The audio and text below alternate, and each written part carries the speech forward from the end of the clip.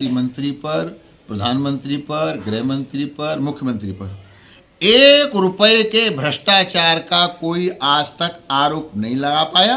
तो जो लोग आरोप लगा रहे हैं उनकी बुद्धि कुंठित है, आत्मा मर चुकी है, बेबुनियाद आरोप लगा रहे हैं। ये पहली ऐसी सरकार है कि निर्विवाद सरकार है। कम से कम इस सरकार के किसी व्यक्ति के ऊपर भ्रष्टाचार का कोई आरोप नहीं लग सकता।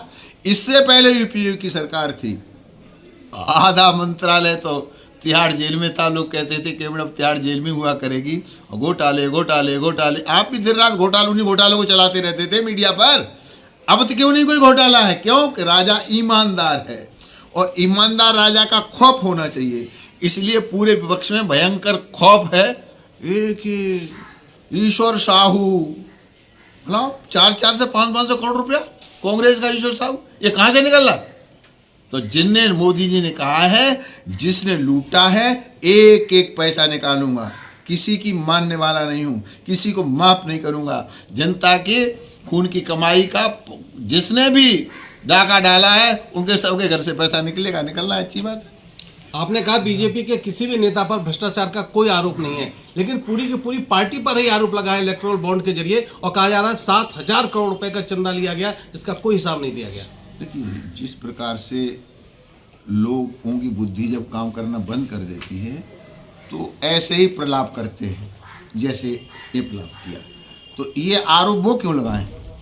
जिसने दिया हो वो देने वाला आरोप लगाए, अपने पैसे का हिसाब मांग सकता है। मैं आपको 10,000 रुपये दूं और आप बाजार में घूम के आइए, फिर आपसे मैं हिसाब मांगूंगा। आप हिसाब नहीं देंगे तो मैं आरोप लगाऊंगा आपने गड़बड़ कर दिया। तो जिनने दिया है वो अपने पैसे का हिसाब मांग सकते हैं। जिनने 2 धेला नहीं दिए, स्थिति वो हो गई, नाचन जावे आंगन टेढ़ा। राजनीति करना आता नहीं, आए राजनीति करने के लिए, सबकी जमानत जब्त होने वाली। चलिए, ये थे साक्षी महाराज जो कि उन्नाव से बीजेपी के सांसद हैं, और उन्होंने बहुत खुले शब्दों में कहा कि बीजेपी 400 पार इस बार जाएगी, और खासतौर से राम मंदिर को लेकर उन्होंने बहुत भावुकतापूर्ण जवाब दिया। उन्होंने कहा शुरू से अंत तक वो तो साधु थे, लेकिन जो उनको चैलेंज दिया गया था कि अयोध्या में परिंदा पर नहीं मार सकता, उस चैलेंज को पूरा करने के लिए वो आगे आए।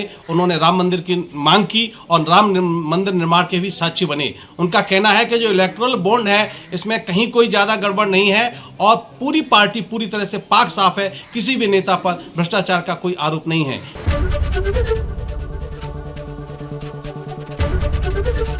एबीपी गंगा, खबर आपकी, जुबान आपकी।